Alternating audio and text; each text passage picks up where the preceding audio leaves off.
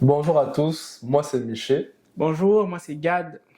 Alors on se retrouve aujourd'hui encore pour notre entretien sur un thème très intéressant. Aujourd'hui le thème que nous avons c'est jeunes et chrétiens. Alors je suis avec mon frère Gad, on va essayer de répondre à des questions vraiment pratiques parce que comme vous le voyez nous sommes tous deux des jeunes. On va essayer d'aller répondre à des questions. On espère que par la grâce de Dieu ça va vous bénir. Alors mon frère Gad, quand je dis jeunes et chrétiens, qu'est-ce que tu entends par là? Jeune chrétien, ça. Déjà, je vais définir ça euh, en, en deux fois, on va dire. Il y a le mot jeune qui, euh, qui, pour moi, définit une tranche d'âge où on a la force, on a la vigueur, l'agilité, puis euh, certaines capacités aussi aptes pour faire certaines choses. Et le mot chrétien, il vient du fait que euh, les gens d'Antioche ont appelé les disciples de Christ par ce mot-là, chrétien, parce qu'ils reflétaient l'image de Christ, ils vivaient comme Christ. Amen. Et donc pour moi, un jeune chrétien, c'est une personne vigoureuse qui connaît son identité en Christ et qui se décide de marcher selon Christ, en fait, puis selon la parole de Dieu. C'est vraiment ça pour moi la définition du mot jeune chrétien. Je suis vraiment sur la même optique que toi pour rebondir sur ce que tu dis. Quand on dit jeune, on voit un certain état. On voit parmi les étapes, il y a l'enfance, il y a l'adolescence, il y a la jeunesse. Ce temps de la jeunesse, c'est un temps crucial où il y a plusieurs décisions à prendre, il y a beaucoup de certaines turbulences.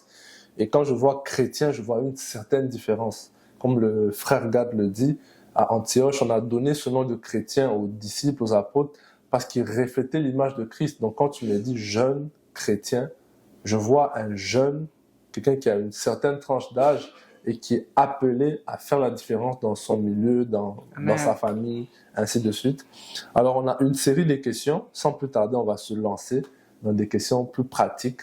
On va essayer de répondre à ça par la grâce de Dieu. Alors frère Gad, comment la foi chrétienne influence-t-elle tes choix au quotidien en tant que jeune? La foi, comment elle influence mes choix Exactement. en tant que jeune chrétien au quotidien. Déjà, je vais commencer par définir la foi. La Bible nous dit que la foi, c'est une ferme assurance des choses qu'on espère et qu'on ne voit pas.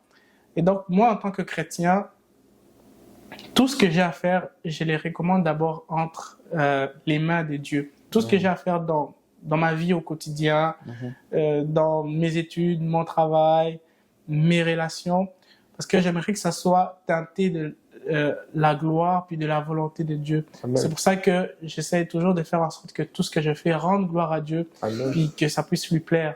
C'est comme ça que je comprends l'impact de la foi dans ma vie au quotidien. Amen. C'est important, vraiment ce que tu dis. Gloire à Dieu pour ça. Je pourrais rebondir sur ça de mon côté en disant que la foi chrétienne influence ma vie au quotidien parce que c'est ma foi qui détermine mes émotions. Amen. C'est ma foi qui détermine mes émotions. Je suis encore étudiant, j'étudie. Ça m'arrive, les échecs peuvent arriver, ça peut arriver que parfois j'échoue à un examen, mais je ne reste pas déprimé parce que j'ai mal travaillé un examen. La semaine, le jour d'après, l'heure d'après, je reviens parce que ma valeur ne dépend pas de ma note, mais elle dépend de l'identité que j'ai en Christ. Ma foi chrétienne, vraiment, c'est elle qui guide mes émotions. Comme le frère Gad le dit, c'est elle qui guide mes choix, c'est elle qui guide même mes relations. Amen. Même mes relations. Dans ma vie quotidienne, je ne me lie pas ami avec quelqu'un qui ne connaît pas Christ, quelqu'un qui n'est pas ancré, quelqu'un qui ne cherche pas les intérêts du royaume. C'est une connaissance, c'est un collègue, mais ce n'est pas un ami. Ma foi guide même mes relations. Donc, c'est vraiment des exemples pratiques de comment la foi intervient dans notre vie quotidienne. As-tu quelque chose à ajouter par rapport à ça? Je pense que tu as tout dit. Vraiment. On va passer à la prochaine question. Quel rôle joue la prière dans ta vie en tant que jeune chrétien? C'est une bonne question parce que la prière, c'est quelque chose de très important pour un chrétien déjà de base. Puis pour un jeune chrétien, c'est d'autant plus important. La Bible nous recommande de prier sans cesse. Amen. Et donc, pour tout ce que je fais je le prépare déjà dans la prière, non pas d'abord parce que je, j'ai besoin de l'approbation de Dieu, mais parce que je veux être en relation avec Dieu. Amen. Donc, la prière, c'est ce temps-là de communion, de communication avec Dieu, où finalement on lui parle, puis lui aussi il nous parle, parce Amen. que souvent on a tendance à croire que la prière, c'est juste de demander à Dieu, voilà, j'ai besoin de ça, de telle affaire, de réussir dans mes projets. Mais la prière, c'est aussi écouter Dieu dans ce qu'il a à nous dire, puis de se disposer à entendre sa voix au quotidien. Amen. Amen. Vraiment, ce que tu dis, gloire à Dieu vraiment pour ce que tu dis. La prière, c'est vraiment ça. En tant que jeune, c'est cette disposition à rester à l'écoute de Dieu, en fait. Parce que Dieu nous parle tantôt d'une manière, tantôt d'une autre. Amen. Mais c'est nous qui ne faisons pas attention à comment Dieu nous parle. Et la prière, ce n'est pas seulement ces 5 minutes, ces 10 minutes, c'est 1 heure où je suis dans ma chambre en train de prier, mais c'est vraiment cette attitude qui me permet, en tant que jeune, de savoir que ce frère-là, c'est Dieu qui l'a envoyé. Ce qu'il a dit là, c'est la réponse Amen. de Dieu. Cette sœur-là, c'est elle que Dieu a envoyé. Bon, là, je suis en train de parler à un frère. Mais c'est vraiment ça, en fait, la prière. C'est cette disposition à recevoir la parole de Dieu, la voix de Dieu. Je méditais récemment dans un livre d'Habakkuk où Habakkuk se plaignait. Mais la Bible dit que Habakkuk, pour attendre la réponse de Dieu, il était allé à la montagne, il attendait la réponse de Dieu. Et quand le Seigneur lui a dit, même si la prophétie tarde, attends-la, car elle s'accomplira certainement. Mais pour entendre ça, il s'était tenu, il attendait cette réponse-là. Et je me dis que la prière, c'est ça. C'est attendre que Dieu te parle, en fait. Être dans cette atmosphère pour entendre la voix de Dieu. Et si je peux rajouter autre chose, c'est, on connaît tous ce verset qui dit, où Jésus parlait à ses disciples en disant, quand vous voulez prier, quand tu veux prier, va dans le lieu secret, dans ta chambre, tu fermes la porte et tout ça, sans pour autant alerter tout le monde. Puis souvent, on pense que le lieu secret, c'est toujours une chambre physique où je vis puis je m'enferme pour passer du temps avec Dieu. Mais des fois, ça pourrait aussi être dans son cœur, juste être dans une attitude où je suis en train de parler avec Dieu. Amen. Et là, ça ouvre les portes à d'autres perspectives de la prière qui ne sont pas forcément rattachées à un lieu, à une église, à un endroit, mais à tout lieu où je peux me retrouver, en fait. Je peux me retrouver à l'école, mais je suis dans une attitude de prière dans mon cœur. Je peux me retrouver au travail, mais dans une attitude de prière dans mon cœur, où je communique avec Dieu, où je lui dis des choses, puis lui aussi me parle, puis il m'indique aussi autre chose. Exactement. Waouh, je crois que vous êtes bénis vraiment par ces exemples pratiques. La parole de Dieu dit « Mes brebis entendent ma voix et elles me suivent ». Je crois que c'est vraiment rester dans cette disposition en tant que jeune où on entend la voix de Dieu et Dieu nous parle. Les amis, on est jeunes, on rencontre beaucoup de personnes et on ne sait pas toujours qu'est-ce que les autres nous veulent, qu'est-ce que tel nous veut, on ne sait pas. Et je crois que la prière joue ce rôle-là, de venir te dire, alerte, lui là, Amen. Il n'est pas là pour des bonnes intentions. J'espère que vous êtes en train d'être bénis, les amis. Alors, on enchaîne nos questions. La prochaine question, comment envisages-tu la conciliation entre les relations chrétiennes, comment envisages-tu la conciliation entre les valeurs chrétiennes et les défis auxquels les jeunes sont confrontés aujourd'hui? Il y a tellement de défis dans le monde d'aujourd'hui. Comment tu concilies ça avec les valeurs chrétiennes, mon frère? Comment je concilie les défis d'un jeune chrétien au quotidien avec mes valeurs chrétiennes? C'est en connaissant mon identité en Christ. Amen. La Bible dit que nous sommes désormais des enfants de Dieu. Ça veut dire, je sais qu'est-ce que je vaux. Puis je vaux en fait l'œuvre de la croix, le sang de Jésus-Christ qui a coulé à la croix. Et donc, quand je connais ma valeur, malgré les défis qui peuvent se présenter à moi, les difficultés en tant que jeune chrétien, face aux tentations, face à des mauvaises influences sur les réseaux sociaux ou des collègues, j'ai une identité qui m'empêche de vivre n'importe comment, puis qui me permet de rester attaché aux valeurs chrétiennes Yeah. et de continuer à les assumer. Déjà Amen. parce qu'il y a beaucoup de jeunes chrétiens qui N'assume n'assument pas pas leurs leurs valeurs valeurs chrétiennes. chrétiennes. Mais le fait de connaître le prix que ça a coûté à Jésus-Christ de nous sauver du Yeah. péché, ça me permet d'assumer cette identité-là en tant qu'enfant de Dieu, puis de conserver mes valeurs. Amen. Je suis conscient que la jeunesse, c'est une période où on subit beaucoup la pression des pères. Ah oui, Je vois un exemple pratique. Tel a une copine, je veux aussi avoir une copine. Tu sais pas à quoi ça va te servir. Oh, tel a payé une voiture. Ah, je veux aussi me payer une voiture, alors que tu as des réalités financières qui sont différentes. Donc, comme le frère Gad le dit, c'est vraiment connaître son identité. Parce qu'il y a une phrase que j'aime bien dire, il faut être pour faire, il faut faire pour avoir. Mais tout commence par le être. Et le être, c'est son identité. Connaître ton identité. Parce que pour assumer tes valeurs, il faut savoir que ces valeurs-là, frère, frères et sœurs, est-ce que vous réalisez que les valeurs chrétiennes, c'est les valeurs du royaume? C'est des valeurs du royaume. Et quand tu connais ton identité, quand tu sais ce que ça implique, je crois que ça devient un peu, je ne dirais pas, bon, je ne sais pas si je vais dire facile, mais ça devient abordable. On va dans le monde avec des valeurs chrétiennes et on les assume parce qu'on connaît notre identité. Mais quand quelqu'un ne connaît pas son identité, moi je donne ce témoignage pour moi parce que je sais que ça va aider quelqu'un. Je suis né dans une famille chrétienne, mais j'étais frustré d'être chrétien à un moment donné de ma vie parce que je croyais que je n'avais pas certains privilèges que mes amis païens avaient. Je croyais qu'ils s'amusaient plus que moi parce que je ne connaissais pas mon identité. Ce qui a changé aujourd'hui, c'est que je connais mon identité, je sais ce que ça implique. Je les regarde avec compassion parce que il y en a qui sont dans certaines choses, ils sont bloqués. Mais moi, par la grâce de Dieu, j'ai pu sortir de là. Donc, c'est vraiment connaître son identité.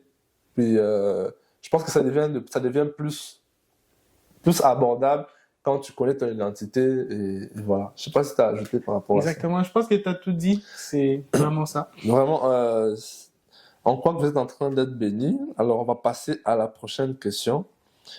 Quelle importance accordes-tu à la participation dans une communauté chrétienne en tant que jeune? Participer dans une communauté chrétienne, c'est quelque chose qui est très important. Yeah. Parce qu'il y a beaucoup de jeunes, malheureusement, qui pensent qu'ils peuvent être chrétiens et vivre en dehors de la communauté. Peut-être parce qu'ils sont timides ou parce qu'ils sont introvertis. Puis, malheureusement, ça ne marche pas comme ça. Quand on lit le livre d'Actes des Apôtres, la Bible nous renseigne que l'Église, dans sa naissance, elle croissait dans l'enseignement des apôtres, la communion fraternelle, la fraction du pain et les enseignements des apôtres. Et donc, c'est très important d'avoir une communauté avec des gens avec qui on partage les mêmes valeurs, où on peut partager la même foi, puis on s'édifie mutuellement. Amen. Puis c'est aussi un cadre dans lequel les faibles peuvent croître, grandir, puis qui peuvent se relever de leur chute, et où on peut croître, puis améliorer notre marche chrétienne en tant que jeune. Amen. C'est vraiment, pour rebondir sur ce que tu dis, la parole de Dieu dit « deux valent mieux qu'un ». La parole de Dieu, vraiment, si vous lisez toute la Bible encourage la communauté. La Bible encourage l'Église, cette communauté-là. La Bible l'encourage parce que quand vous êtes seul, vous êtes vulnérable, au fait. Et on ne va pas se mentir, il y a certaines consécrations qui sont faites parce qu'il y a la communauté. Il y a des choses que je ne fais pas parce que je sais que mon frère Gad est là. Je sais que bon? Je sais que mon frère Gad est là. Et donc, en fait, les amis, on ne va pas se mentir, mais il y a des choses qui nous tiennent parce qu'il y a la communauté. La communauté est là pour nous aider, elle est là pour nous challenger. Quand je vois mon frère, ma soeur en train de, je vois comment il est en train de monter spirituellement, je suis challengé et j'ai aussi envie de chercher le Seigneur davantage. Exactement. Qu'est-ce que tu dis? C'est très important. C'est vraiment pas dans l'optique d'être hypocrite, mais dans le sens de d'être challengé justement par les autres. par son frère, par sa sœur, de dire waouh, il marche tellement bien avec Dieu, il accomplit des prodiges avec sa foi. J'aimerais aussi marcher sur le même sentier, puis faire les mêmes choses. Et là, ça nous permet de grandir, puis de se tirer, de se hisser vers le haut. Et de ne pas rester en bas. C'est ce qui arrive souvent quand on s'éloigne de la communauté. Exactement, amen, comme tu dis. Et la parole de Dieu dit, confessez vos péchés les uns aux autres. Les amis, la communauté, c'est aussi pour nous aider quand nous sommes faibles, quand on a des problèmes, quand tu tombes dans un péché. Tu peux aller voir un frère, tu dis, mon frère, prie pour moi. La prière d'unité, ensemble, on prie. Je crois que le Seigneur sait pourquoi il a fait référence à ce sens de communauté dans sa parole. Parce qu'il sait que la prière d'unité, ça fait quelque chose. Ça fait quelque chose. Et donc, la communauté, elle est là pour ça. Donc, on se met ensemble. Il y a un qui est faible, l'autre le relève, ainsi de suite. Donc, en tant que jeune, si vous n'avez pas de communauté, on vous encourage, écrivez-nous dans les commentaires. Écrivez-nous dans les commentaires. Vous êtes jeune, vous êtes à Montréal, vous êtes au Canada. On va voir comment par la grâce de Dieu on va vous trouver une communauté. C'est vraiment important. Le frère aiguise le frère, le frère aiguise le frère, la sœur aiguise la sœur. Donc c'est quelque chose que j'ai à dire comme ça, mais c'est vraiment quelque chose qui nous aide. Donc le sens de la communauté, c'est très important. En tant que jeunes, nous ça nous aide, ça nous booste et on vous invite aussi à trouver une communauté. Donc on est en train de couler dans nos questions, toujours. Prochaine question, mon frère regarde. Yes. Comment abordes-tu tes relations avec les non-croyants en tant que jeune? C'est une bonne question, c'est une bonne question. Et c'est primordial, pourquoi? Parce que malheureusement, déjà les non-croyants, pour beaucoup, ils ont des préjugés par rapport à l'Église, surtout s'ils ne connaissent vraiment pas le monde chrétien. Ils ont des préjugés. Ils se disent, voilà, les jeunes chrétiens, ils ne s'amusent pas, c'est fade quand on est avec eux. Puis, malheureusement, en tant que chrétien, on participe des fois à promouvoir ces clichés-là. Et pourtant, ce n'est pas vrai.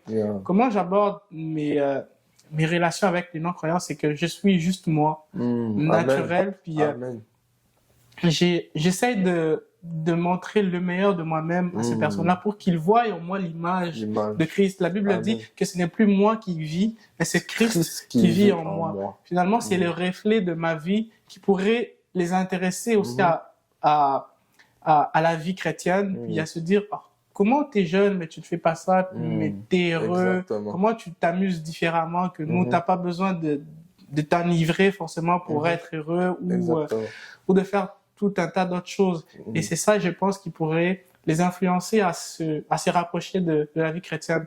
Aussi, quelque chose d'important, c'est la compassion et l'amour. Parce que beaucoup des jeunes chrétiens, ou même des chrétiens en général, ils jugent facilement les gens du monde. Ils se disent, voilà, c'est des gens sales que je ne peux pas approcher. Finalement, ce n'est pas la bonne... Christ est venu pour eux. Exactement, Christ est venu pour eux. Il a dit que ce n'est pas les gens en bonne santé. Les gens en bonne santé qui ont besoin d'un médecin. C'est plutôt les malades qui ont besoin des médecins. Et donc, nous sommes là en tant que chrétiens, pas pour vivre juste à notre cocon de jeunes chrétiens assoiffés, mais d'être ouverts aux autres afin qu'eux aussi reçoivent le message de Christ, et finalement qu'ils obtiennent la foi aussi. Justement, comme tu dis, je vais rebondir sur ce que tu es en train de dire. L'une des façons pour moi de comment j'interagis avec les non-croyants, c'est en étant un jeune équilibré, comme tu le disais. Yes. Je suis jeune, je suis chrétien, je fais du sport, j'ai aussi une passion, voilà. Donc, quand je vais jouer au football, je joue très bien au football, je l'ai fait très bien. Après, on va parler, après je te dis que je suis chrétien.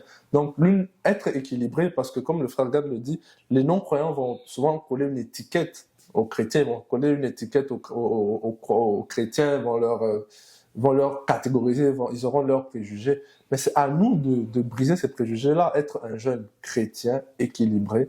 Je peux aller à une fête, normalement, une fête, dans un cadre aussi, il y a certains cadres à respecter avant d'aller dans une certaine fête.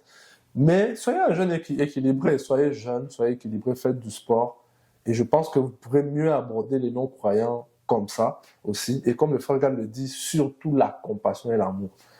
La compassion et l'amour. La compassion, c'est vraiment des choses... une fois, moi, j'étais en train de penser à ça, je me disais... Moi, je bénis Dieu parce que je suis né dans une famille chrétienne, mais il y a des gens, ils connaissent pas ça.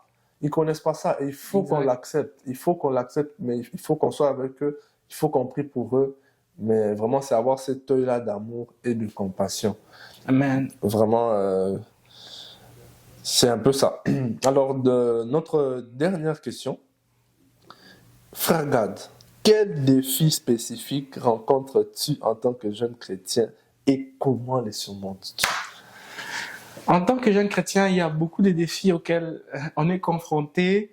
Un premier défi que je pourrais te citer, c'est la perspective d'avenir. Parce que quand on est jeune, on se pose plusieurs questions par rapport à l'avenir. Aux études qu'on doit faire, par rapport au travail qu'on doit commencer, par rapport à la ville où on doit habiter. Donc, c'est un gros défi quand on est jeune parce que l'avenir, il semble incertain. Mais comment j'aborde ça, c'est en me confiant entre les mains de Dieu, en me recommandant entre les mains de Dieu pour dire à Dieu que je suis incapable par moi-même et j'ai besoin de sa direction. Amen. La Bible nous dit que sa parole est une lampe à nos pieds et une lumière sur notre sentier. Amen. Donc ça veut dire que quand on a une parole de Dieu, on a une vision de Dieu, même quand c'est incertain, même quand on ne sait pas forcément où aller, on continue quand même à marcher selon ses voies, puis ça nous aide à affronter ces défis-là. Ces doutes. Exactement. Un autre défi, c'est par exemple par rapport aux relations amoureuses, par exemple, parce que quand on est jeune, forcément, on a des ambitions de se marier, de fonder une famille. Puis là encore, des fois, il y a des incertitudes. Parce qu'on s'est dit, est-ce que c'est la bonne personne? Est-ce que c'est elle? Est-ce que c'est elle? Est-ce que c'est lui? Justement, c'est pas... Ça ne manque pas. C'est pas évident. Exactement. Mais même dans ça, je fais intervenir aussi la volonté de Dieu pour qu'il m'aide. Parce que il me connaît mieux que moi-même, en fait. Amen. Et donc, c'est vraiment comme ça que j'aborde les différents défis auxquels je suis confronté en tant que jeune chrétien. Un autre défi, par exemple? Pour rebondir vraiment sur ce que tu disais, la parole de Dieu dit « Je connais les projets que j'ai formés sur toi. Projets de bonheur et non de malheur. » C'est vraiment comme ça que moi, j'affronte en fait ce défi du doute, en fait. Même ce défi du doute de la perspective d'emploi, la perspective de carrière. Je dis, Seigneur, je viens vers toi parce que toi, tu me connais mieux que moi-même, tu sais toi qui m'as appelé, tu sais où je dois aller, tu sais où tu vas me placer. Donc, le Seigneur, je vais dire à quelqu'un ceci, ça va rejoindre même pour le mariage, le Seigneur connaît ton jardin d'Éden. Amen. Il sait là où tu dois travailler et c'est où tu dois trouver la femme de ta vie ou même le mari de ta vie. Amen. Et donc, confie-toi en Dieu et je crois qu'il va vraiment te donner la bonne direction par rapport à ça. Et une autre chose, c'est que quand on est confronté à certains défis par rapport à l'avenir, des fois, on prie beaucoup, on se dit, on parle à Dieu, puis on lui dit, Seigneur, fais quelque chose, j'ai besoin que tu m'ouvres les portes du mariage, du travail. Mais deux fois, le temps d'attente avant l'accomplissement d'une chose, c'est un temps de préparation. Amen. C'est un temps dans lequel Dieu veut nous préparer à avoir une certaine attitude de foi ou une certaine posture qui permettra à ce que nous puissions recevoir l'accomplissement qu'il a pour nous. Et j'ai un exemple pour soutenir mon argument, c'est quand on a par exemple un petit enfant qui veut conduire une voiture, puis qui demande à son père, voilà papa, je veux conduire. Son père l'aime de tout son cœur, son père pourrait avoir une voiture à lui donner pour qu'il la conduise. Mais tant que l'enfant ne sera pas prêt, n'aura pas passé son cours de conduite, il n'aura pas les aptitudes pour pouvoir conduire, mais son père ne lui laissera pas conduire, quand bien même il aurait envie de lui céder sa voiture. Donc, c'est la même chose un peu entre nous et Dieu. Des fois, on prie, on dit, Seigneur, par rapport à tel défi, j'ai besoin que tu m'ouvres les portes. Mais c'est pas le temps. Exactement. Dieu se dit, tu n'es pas encore prêt pour ça. Et donc, il faudrait aussi connaître la volonté de Dieu à l'instant T, puis ce qu'il a à nous montrer, ce qu'il a à nous apprendre pour que nous soyons prêts à accomplir ou à recevoir l'accomplissement de certains de nos prières. Yeah. J'ai aussi un autre défi que je pourrais rajouter. Dans cette génération où les gens se dénudent facilement, il y a beaucoup de défis par rapport à la pureté. Le livre des psaumes dit: comment le jeune homme rendra-t-il pur son sentier? C'est en se conformant selon la parole de Dieu. Et je crois que tu ne peux te conformer en la parole de Dieu que si tu prends le temps de la lire.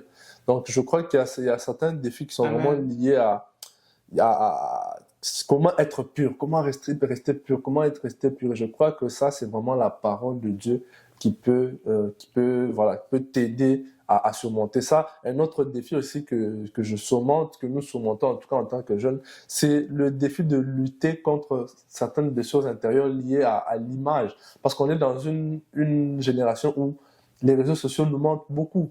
Il y a des gens qui sont juste frustrés parce qu'il a vu une photo de quelqu'un, un jeune avec qui il avait étudié, aujourd'hui il a une voiture. C'est vrai. Et là, il est comme, ah, non, mais comment? C'est vraiment ce défi de garder son cœur. C'est vrai. Face à cette génération, l'image. Non, t'as raison, parce que on vit dans une génération où on est confronté à la comparaison. La tout le temps. comparaison. Et moi, j'aimerais Justement. dire à quelqu'un, Yeah. un garçon ou une fille, arrête de te comparer Arrête de aux te autres. comparer, amen. La Bible nous dit que Yeah. Dieu a des plans merveilleux pour nous, des plans de bonheur, des plans De paix. de paix. Exactement. Et donc, arrête de te comparer aux Yeah. autres. Tu vois peut-être ta copine ou un de tes amis qui est en couple, puis là, tu te dis, oh Seigneur, pourquoi pas moi? Papa, moi. Mais tonton, il arrive. Tu Yeah. vois peut-être un de tes amis qui a obtenu son diplôme, puis là, toi, tu es encore en difficulté, mais garde la foi. Exactement. Ou encore, tu vois, comme le frère Michel il a dit, un frère qui a acheté une voiture, puis toi, tu galères encore un peu.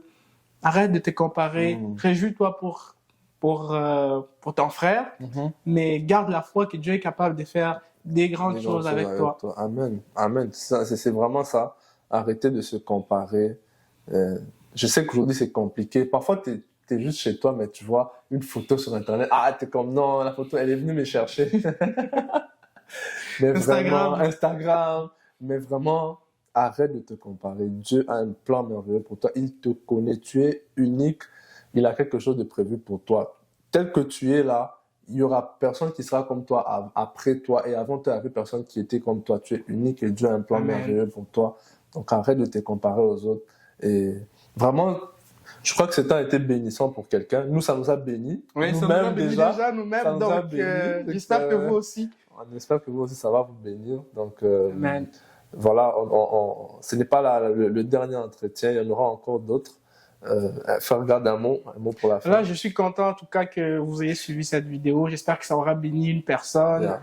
un frère, une sœur, un jeune garçon, une jeune fille. Si tu as besoin d'une communauté ou tu as besoin de parler, n'hésite pas à nous écrire en commentaire ou en DM. Puis on va vous aider avec plaisir. Alors, que Dieu vous bénisse et on se dit à très bientôt. À bientôt. Bye. Merci.